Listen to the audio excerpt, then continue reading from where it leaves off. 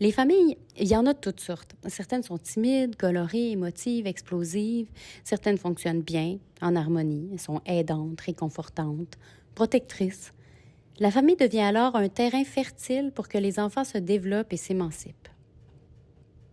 Mais d'autres sont plutôt dysfonctionnelles. On s'y sent seul ou qu'on n'a pas de place. On y ment, se déchire ou l'on s'ignore, vivant en parallèle.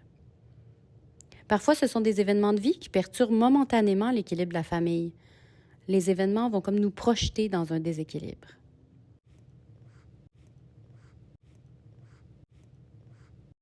Je vous présente maintenant le modèle d'Olson. Un certain monsieur Olson, avec son équipe de chercheurs, a créé un modèle il y a maintenant quelques années pour aider les familles à se situer dans leur fonctionnement et à trouver un équilibre. Il propose 2 axes d'analyse du fonctionnement familial, l'adaptabilité et la cohésion familiale. L'axe de l'adaptation. Ça nous parle de notre façon de s'adapter à un événement. Est-ce que dans notre famille, on se rigidifie quand il arrive quelque chose ou au contraire, on s'adapte avec flexibilité ou peut-être même avec chaos? Existe-t-il des règles, des routines dans notre famille ou nous sommes tributaires des événements qui nous arrivent, un peu comme si on voguait d'un événement à l'autre? Est-ce que le rôle des parents est vécu avec une autorité rigide, bienveillante, ou ce sont les enfants qui font la loi? Pour le deuxième axe, on parle de la relation. Quelle est la qualité des liens? Est-ce que dans notre famille, on rentre en relation de façon très intime ou de façon très indépendante? C'est un spectre qui va du désengagement jusqu'à l'enchevêtrement, où on est tricotés un peu les uns avec les autres. Est-ce qu'on a le droit dans notre famille d'aimer des choses différentes, d'avoir du temps personnel?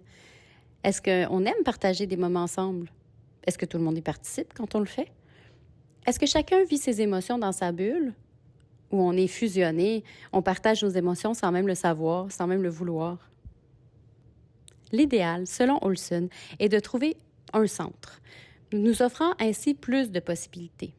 Parce que, comme on le disait, l'équilibre reste en mouvement. La vie va nous faire cheminer. Les accidents, les débuts de relations, la maladie, ces événements vont nous pousser dans un extrême.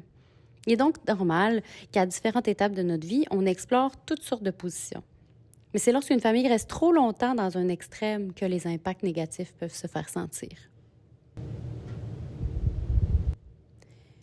Le modèle circonflexe développé par Olson propose aux membres de la famille de se positionner sur ce qu'ils perçoivent, sur ce qu'ils vivent individuellement par rapport à tout ça. Et aussi sur ce qu'ils souhaiteraient comme positionnement. C'est la perception de chacun qui est privilégiée, parce que certains enfants peuvent être très bien dans une famille plutôt rigide et d'autres s'y sentiraient enfermés. Certains parents auraient de la difficulté à laisser leur ado prendre leur autonomie, puis d'autres, ils peineraient à respirer dans la fusion de la petite enfance. Chacun est différent. Olson mentionne qu'il n'y a pas de position parfaite. Par contre, on sait qu'une bonne cohésion, c'est une composante essentielle de la résilience familiale, qu'elle contribue à l'efficacité de la résolution de problèmes, et qu'à l'inverse, une faible cohésion familiale affecte négativement la qualité de la communication et les capacités de gestion et de résolution des conflits, et ultimement l'accomplissement même des opérations familiales. En plus de ces 2 axes, Olson nomme la communication comme un 3e élément fondamental pour le fonctionnement familial.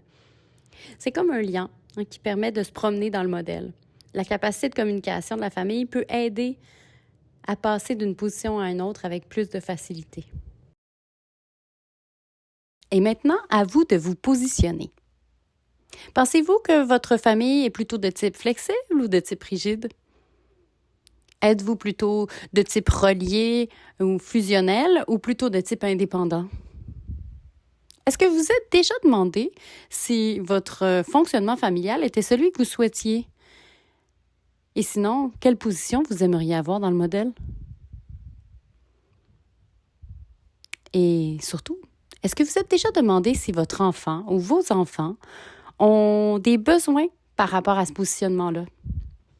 S'ils arrivent dans une autre étape développementale comme la préadolescence ou l'adolescence, il se peut très bien que leur besoin d'autonomie change, par exemple, leur besoin de flexibilité.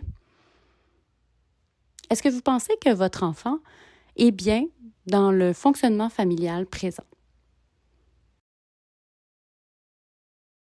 Comme la vie continue toujours de nous surprendre, que vos enfants vieillissent et par le fait même vous aussi, On pourrait toujours se poser ces questions et se repositionner sans cesse dans le modèle. L'équilibre est une quête sans fin. Mais déjà pour Olson et son équipe, de se poser ces questions et d'en parler entre vous, c'est déjà une étape pour se rapprocher d'un équilibre.